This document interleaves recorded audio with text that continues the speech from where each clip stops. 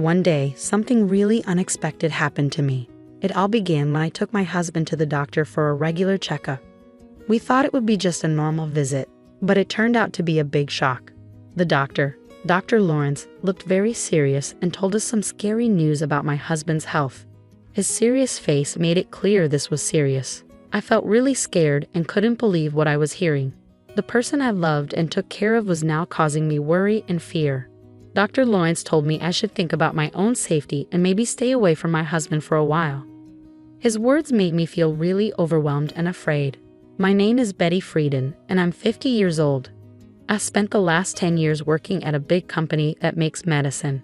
That place feels like a second home to me, giving me comfort and making me feel like I belong there.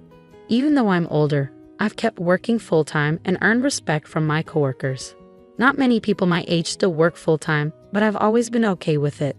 Part of the reason I'm so dedicated to my job is because I didn't get married until 4 years ago. My boss, Gerald, and I are close because we're both single. Once he jokingly asked me if I was ever going to get married, but I knew he was just teasing. Around that time, I was seeing Richard secretly. He's older than me, was married before, and like me, doesn't want kids. We met through a service that helps people find companionship later in life. We decided to keep our marriage quiet, not telling anyone about our plans, even though our boss made jokes about us getting married. Eventually, Richard and I got married quietly, without any big ceremony, just signing papers at City Hall. It was simpler than I expected, but I was excited about our future together. But when Dr. Lawrence gave me scary advice, I had to rethink everything. My feelings of care for my sick husband were now mixed with fear and confusion. Dr. Lawrence's words kept echoing in my head, telling me I needed to act to keep myself safe. As I stood there trying to understand what was happening, I realized I had to make a decision quickly. Suddenly, the life I knew and the plans I had were uncertain. I'm LA, and my husband Richard works at a factory. Honestly, I make more money than he does. Richard started working at the factory right after high school. I grew up in an orphanage and always wanted to be independent. That's why I didn't want to quit my job at the pharmaceutical company even after we got married. I love my job too much. When Richard and I got married, I told my boss Gerald right away. He congratulated me, but I could tell he felt a little sad. Maybe he was lonely because I, his friend who was also single, got married first. I tried joking with him about it, but he didn't seem to want to talk about it, so I dropped it. Even though Gerald's reaction was a bit strange, I was really happy to start this new part of my life with Richard. I imagined all the great things we'd do together, but real life wasn't as exciting as my dreams. Being newlyweds was pretty normal. Not much changed for me. I kept working, and the biggest difference was moving to a quieter area and driving to work instead of taking the bus. Richard and I shared my old car because he didn't have one. About a year after we got married, things started to go wrong. Richard began acting differently. He didn't seem himself. He barely touched his breakfast, seemed lost in his thoughts, and even mixed up simple things like condiments. His clothes didn't match, and he became quieter both at work and at home. While I've always admired Richard's quiet strength, his silence started to weigh heavily on me, making me feel like I was all alone. This feeling of loneliness grew as I noticed these small but important changes in him. It hit me that Richard might be going through a mental health problem. Seeing someone you love struggle without knowing how to help them is really tough. So I decided to take Richard to a special clinic that helps with both mental and physical health. There, he was diagnosed with depression. I knew a bit about depression, but hearing the official diagnosis made everything seem a bit darker. The doctor explained that the best way to deal with depression is to figure out what's causing it and tackle that directly.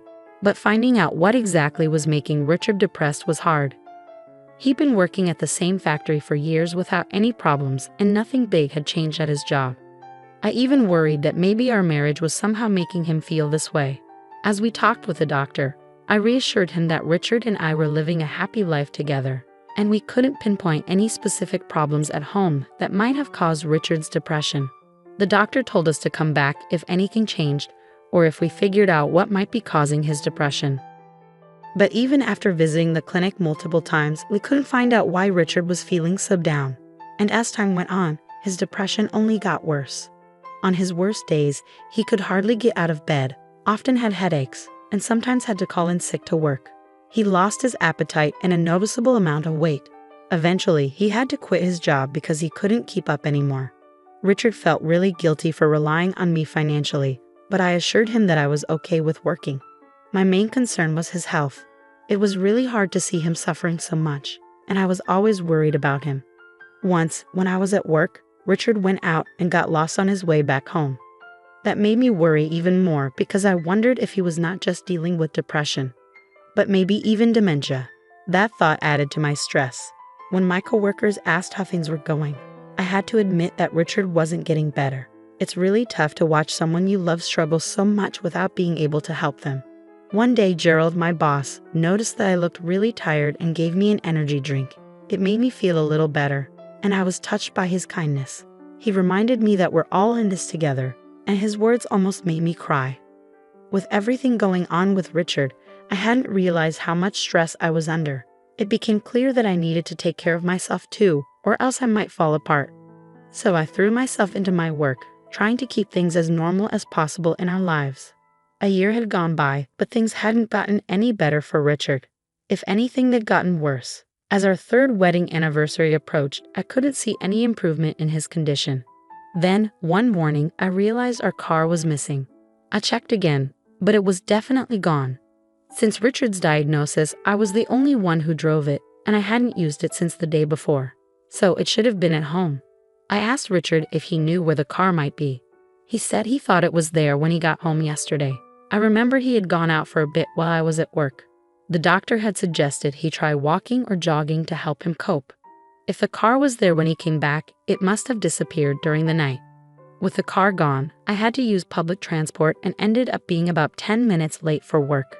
I explained the situation to Gerald, my boss, who was understanding but curious about the car's disappearance. He wondered if Richard might have taken it, but I didn't think so. Given Richard's condition and his reluctance to drive since getting sick, it didn't seem likely. Despite Richard's memory lapses and mood swings, I couldn't imagine him being responsible for the missing car. The car mystery just added another layer of complication to our already tough situation. Right after realizing the car was gone, I reported it to the police, hoping it would turn up soon. But deep down, I worried it might be gone for good. And if that wasn't enough, something else strange happened. On payday, I went to the bank to withdraw some money and found that my personal account was empty. I was shocked. We had a joint account, which I checked next, only to find it was also empty. This left me completely puzzled. Richard and I shared the joint account, but he didn't have access to my personal account, and he didn't know its PIN. Yet somehow, all our savings had disappeared. It hit me hard, and when I got home, I confronted Richard about it. I asked Richard if he knew anything about the money missing from our joint account. He seemed genuinely puzzled and said he didn't know anything about it. Because of his depression, I was hesitant to push him further, worried it might make things worse for him. Richard was staring at the ceiling, looking distant, like he often did when he was lost in his thoughts because of his condition. It made me wonder if he could have taken the money, but I wasn't sure. Planning to talk to the police about it, I felt overwhelmed by losing both our car and our savings. The financial strain was tough, especially since I didn't have family to lean on for support. Growing up in an orphanage meant I didn't have parents to help me out in tough times. With Richard's condition not improving, it was suggested that we move him to a bigger hospital with more resources than the small clinic we'd been going to. The clinic had done what they could, but they thought a general hospital could give him better care. They even gave us a referral letter, so we decided to go to the general hospital for the first time.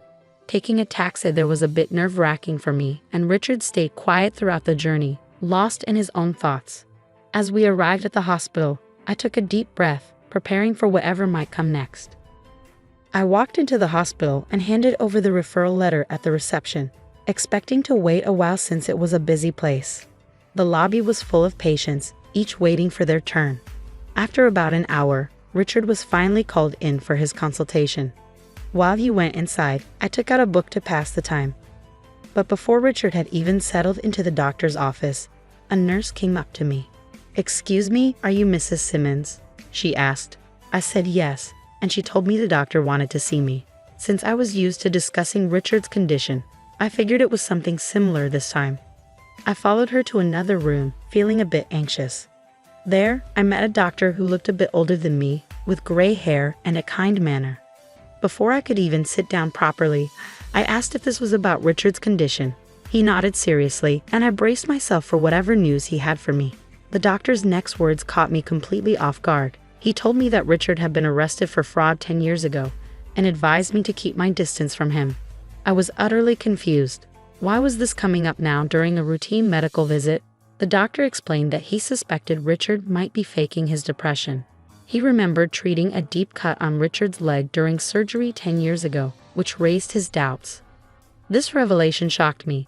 I thought we were dealing with Richard's mental health, but now I was learning about his hidden past and a possible deception about his current condition. It was a lot to process, and I struggled to reconcile the caring husband I knew with the person the doctor described. When the doctor mentioned recognizing a large scar on Richard's right leg, it all started to make sense. I knew of the scar but didn't know how Richard got it, as he had never mentioned it. Finding out that the doctor before me was the one who had treated Richard's injury years ago felt like an unbelievable twist of fate. As the doctor continued, he revealed more about Richard's past. Richard had injured himself during a dispute with his ex-wife, which stemmed from him stealing her money and luxury items. Shockingly, he had even pretended to have dementia to lower his ex-wife's guard before committing the fraud. This pattern of faking illnesses to aid his deceit was truly disturbing.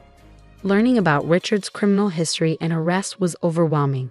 I hadn't looked into his background before marrying him. Having been alone for most of my life, I was just grateful to find someone who wanted to be with me. The doctor's serious warning that Richard could be a danger to me sent shivers down my spine. His tone made it clear that this was a serious situation. It hit me hard. I had been deceived. In the days that followed, I struggled to act normal around Richard while secretly planning my next moves. I decided to install surveillance cameras around our home to monitor Richard's actions when I wasn't there. About a week later, I noticed a watch and bag were missing. When I reviewed the camera footage, I saw Richard leaving the house with them and returning later with a lot of cash, looking pleased with himself. His behavior didn't match that of someone suffering from depression. This footage confirmed my worst fears. Richard was the one behind the theft of my belongings, the car, and our savings. Seeing the hard evidence of his deceit was heartbreaking. Richard had lied to me and manipulated me, betraying the trust I had in him. It was clear that I needed to take serious action against someone who had pretended to be vulnerable and in need of care, only to take advantage of my kindness and generosity. The realization that Richard had betrayed my trust was unbearable. I had dedicated my life to working and caring for what I thought was a sick partner. The idea of getting a divorce seemed too small compared to the immense deception I had experienced. It was clear we needed to go our separate ways, but I wanted more than just a legal separation. I wanted Richard to truly grasp the seriousness of his actions and to make amends for the harm he had caused. With a heavy heart and tears threatening to spill, I gathered the divorce papers and filled them out meticulously, including all the necessary details. The following day, pretending everything was normal, I told Richard I needed to step out for a moment. I had already arranged to take a day off from work, explaining the urgency of my situation to my employer, who had agreed to my sudden absence. At the police station, I presented my case to the officers, showing them the footage I had captured of Richard's deceit. At first, they were hesitant to take action based solely on the video. However, after checking with the pawn shop where Richard had sold the stolen items and finding my car being sold as used, the evidence against him started to pile up. They also confirmed that he had accessed my bank accounts illegally, and suspicions arose about his supposed depression.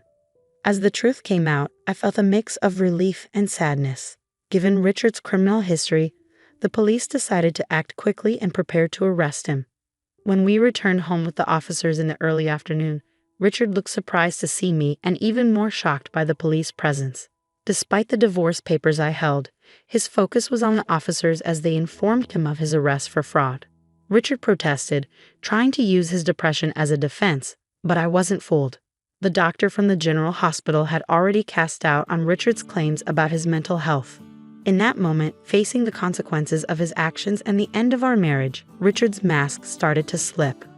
Deciding to take legal action was tough, but it was necessary to protect myself and seek justice for the betrayal I had experienced. During my recent visit to the hospital, a doctor recognized Richard from his past deceitful behavior. He revealed that Richard had once pretended to have dementia to deceive his ex-wife, which made me question his current claims of depression even more. Despite the serious accusations against him, Richard remained unfazed in front of the police, casually denying everything. It was almost as if his history of deceit had prepared him for this moment. He showed no signs of guilt or remorse, instead challenging us to provide proof of his fraudulent actions. His boldness was shocking, especially with the police ready to arrest him based on solid evidence.